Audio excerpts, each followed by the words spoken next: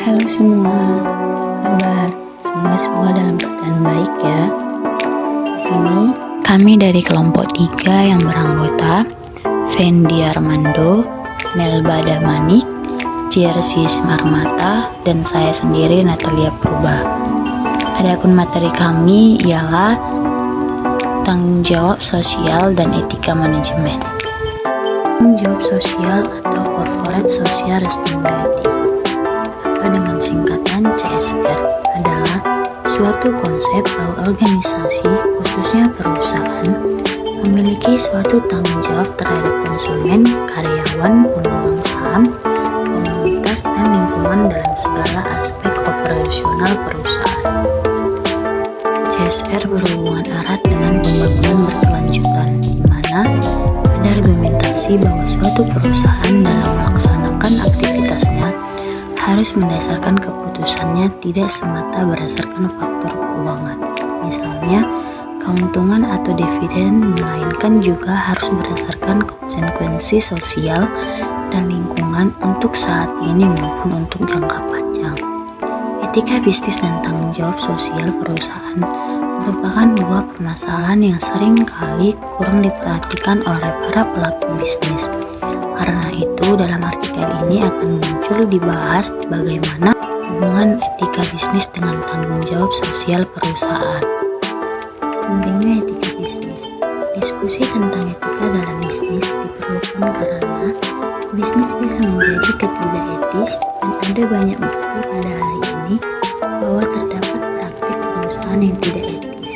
Perusahaan beroperasi di bidang sosial dan lingkungan alam dengan kebajikan yang berhubungan dengan alam, lingkungan sosial. Bisnis berkewajiban untuk bertanggung jawab terhadap lingkungan alam dan sosial dimanapun ia berada. Terlepas tuntunan dan tekanan di atasnya, perusahaan berdasarkan keberadaannya terikat oleh etika bisnis.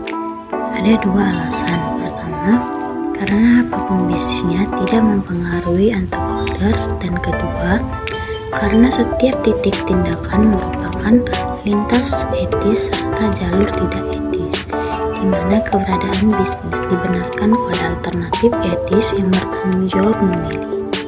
Salah satu kondisi yang membawa etika bisnis ke permukaan adalah bahwa dari bisnis skala kecil muncul kepercayaan yang tinggi terhadap perusahaan dan kemudian berkembang struktur perusahaan multinasional besar yang mampu mempengaruhi kehidupan sehari-hari dari masyarakat. Dengan semakin besar persaing dalam dunia bisnis, perusahaan-perusahaan saling berlomba untuk dapat menjadi pimpinan pasar. Disinilah sangat rawan muncul praktik-praktik bisnis yang tidak etis demi memenangkan persaingan dalam industri. Isu-isu dalam etika bisnis. Yang pertama, jika tujuan utama perusahaan adalah untuk memaksimalkan keuntungan bagi pemegang saham, maka secara etis perusahaan harus juga mempertimbangkan kepentingan dan hak-hak orang lain. Yang kedua, tanggung jawab sosial perusahaan atau CSR, suatu istilah umumnya di mana hak-hak dan kewajiban etika yang ada antara perusahaan dan masyarakat diperdebatkan. Tiga, isu mengenai hak moral dan tugas antara perusahaan dan pemegang sahamnya. Konsep stockholder ataukah konsep pemegang saham. 4, masalah etis tentang hubungan antar perusahaan yang berbeda, misalnya saling bermusuhan, misalnya perang harga. Terus yang kelima, masalah kepemimpinan itu tata kelolaan perusahaan dan usaha sosial perusahaan. Yang keenam, kontribusi politik yang dibuat oleh perusahaan. Yang ketujuh, reformasi hukum seperti perdebatan etis memperkenalkan kejahatan mematikan perusahaan. Yang terakhir, penyalahgunaan kebijakan etika perusahaan sebagai instrumen pemasaran. Etika keuangan. Keuangan menjadi disiplin terkait tentang masalah teknis seperti bagaimana memperlakukan utang dan ekuitas pembiayaan, kebijakan dividen, dan evaluasi proyek-proyek alternatif investasi seperti penilaian opsi, future, derivative effect, portfolio diversifikasi, dan lain-lain. Adapun isu-isu etika keuangan yaitu kreatif akuntansi, manajemen laba, analisis keuangan yang menyesalkan, yang insider trading, efek penipuan, ember toko, penipuan forex. Etika manajemen sumber daya manusia. Etika manajemen sumber daya manusia diperebutkan seperti sebuah daerah sub-bidang lain dari etika bisnis. Para ahli etika bisnis berbeda dalam orientasi mereka terhadap etika kerja. Satu kelompok dari ahli etika dipengaruhi oleh logika neoliberalisme, mengusulkan agar tidak ada etika di luar yang memanfaatkan sumber daya manusia terhadap laba keuntungan yang lebih besar bagi pemegang saham. Beberapa ahli etika yang lain melihat tenaga kerja yang merupakan sumber daya manusia dari manajemen, memandang etika sebagai wacana egaliter terhadap tempat kerja dan martabat. Adapun isu-isu etika sumber daya manusia yang sering muncul di masyarakat antara lain isu diskriminasi, termasuk diskriminasi atas dasar jenis kelamin, ras, agama, cacat, berat, dan daya tarik. Masalah timbul dari pandangan tradisional hubungan antara majikan dan karyawan. Isu seputar representasi karyawan dan demokratisasi di tempat kerja, serikat kerja, pemogokan kerja. Isu yang mempengaruhi privasi karyawan seperti tes narkoba. Isu yang mempengaruhi privasi majikan membocorkan rahasia. Masalah yang berkaitan dengan kewajaran kontrak kerja dan keseimbangan kekuasaan antara majikan dan karyawan, perbudakan karyawan, isu tentang keselamatan dan kesehatan pekerja di tempat kerja. Etika pemasaran. Etika pemasaran adalah himpunan bagian dari etika bisnis. Etika dalam pemasaran berkaitan dengan prinsip-prinsip, nilai-nilai, dan cita-cita di mana pemasaran ataupun lembaga-lembaga pemasaran harus bertindak. Adapun isu tentang pemasaran yang sering muncul yaitu harga, penerapan harga, diskriminasi harga, menggelapkan harga, praktek anti kompetitif, taati harga untuk menutupi isu-isu seperti manipulasi loyalitas dan rantai pasokan. Isu iklan menyerang, seks dalam iklan, produk dianggap sebagai formula ataukah berbahaya anak-anak, dan pemasaran di sekolah oleh anak apakah etis. Etika produksi.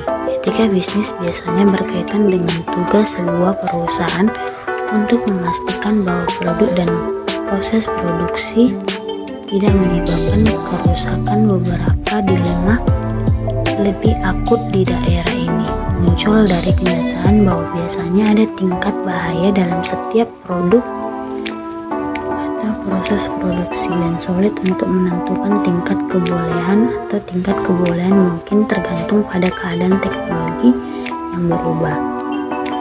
Adapun isu-isu tentang produk produksi adalah produk cacat, produk dan jasa yang berbahaya, misalnya tembakau, alkohol, senjata, kendaraan bermotor, industri kimia. Hubungan antara perusahaan dan lingkungan yaitu pencemaran, etika lingkungan hidup, terus penggunaan etika produk, penggunaan produk baru, dan penggunaan hewan. Etika teknologi. Komputer dan World Wide Web adalah dua penemuan yang penting abad ke-20. Ada banyak isu-isu etis yang timbul dari teknologi ini. Sangat mudah untuk mendapatkan akses ke informasi. Hal ini menyebabkan data mining, pemantauan tempat kerja, dan informasi privasi. Teknologi medis telah ditingkatkan juga. Perusahaan farmasi memiliki teknologi untuk memproduksi obat. Obat ini dilindungi oleh hak paten dan tidak ada obat generik yang tersedia. Hal ini menimbulkan banyak pertanyaan etis, oleh karena itu perlu adanya kode etik khusus dalam dunia obat. Perlu dijamin adanya obat generik yang bisa dijangkau oleh masyarakat. Ada isu teknologi yang muncul, yaitu apakah teknologi kolonial bisa diterima, apakah teknologi nuklir masih bisa dipertahankan terutama dalam bidang pembangunan listrik tenaga nuklir, apakah teknologi rekayasa genetik bisa dikembangkan untuk tanaman pangan dan hewan ternak, teknologi dalam bidang medis seperti bayi tabung, cangkok jantung, ginjal dari organ tubuh binatang, dan sebagainya. Hukum dan etika bisnis. Sering dikatakan bahwa bisnis tidak terikat oleh apapun selain etika mematuhi hukum.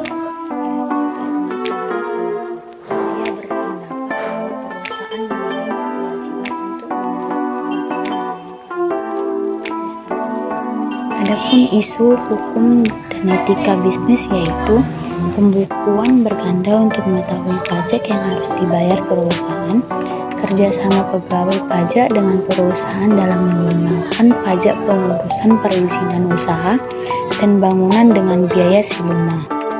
Perusahaan dan kebijakan etika sebagai bagian dari lebih komprehensif program kepatuhan dan etika, banyak perusahaan lebih merumuskan kebijakan internal yang berkaitan dengan perilaku etis dari karyawan.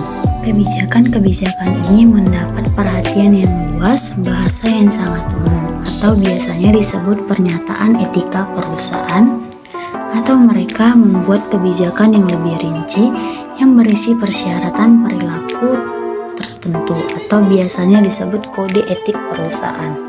Mereka umumnya dimaksudkan untuk mengidentifikasi harapan pekerja perusahaan dan memberikan bimbingan pada penanganan beberapa masalah etis lebih umum yang mungkin timbul dalam melakukan bisnis.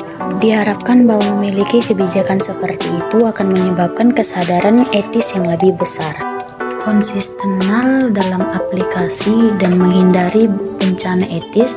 Para ahli etika menyarankan bahwa kebijakan tentang kode etik perusahaan harus mendapat dukungan tegas dari manajemen puncak, baik oleh kata dan contoh, dijelaskan secara tertulis dan lisan. Dengan pengulangan secara periodik, karyawan dapat melakukan sesuatu, dapat dipahami dengan baik dan melakukan. Dimonitor oleh manajemen puncak dengan pemeriksaan rutin untuk kepatuhan dan perbaikan, didukung oleh konsekuensi yang jelas dalam hal ketidakpatuhan. Pentingnya tanggung jawab sosial perusahaan. Skala dan sifat keuntungan dari tanggung jawab sosial perusahaan atau CSR berbeda-beda tergantung dari sifat perusahaan tersebut. Banyak pihak berpendapat bahwa amat sulit untuk mengukur kinerja CSR. Walaupun sesungguhnya cukup banyak literal yang memulai tentang cara mengukurnya, literatur tersebut misalnya metode 14 Point Balance Score oleh Pemening.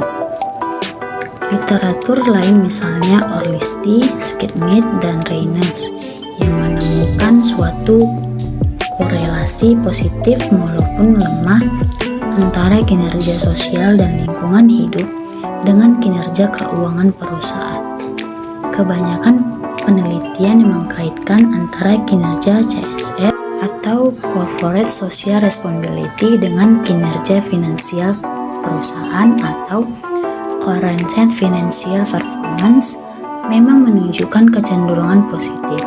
Namun kesepakatan mengenai bagaimana CSR diukur belumlah lagi tercapai. Mungkin kesepakatan para pemangku kepentingan global yang mendefinisikan berbagai subjek inti atau core subject dalam ISO 26000 Guidelines on Social Responsibility direncanakan terbit pada September 2020 akan lebih memudahkan perusahaan untuk menurunkan isu-isu di setiap subjek inti dalam standar tersebut menjadi alat ukur keberhasilan CSR. Demikian materi dari kami, sekian dan terima kasih dan sampai jumpa.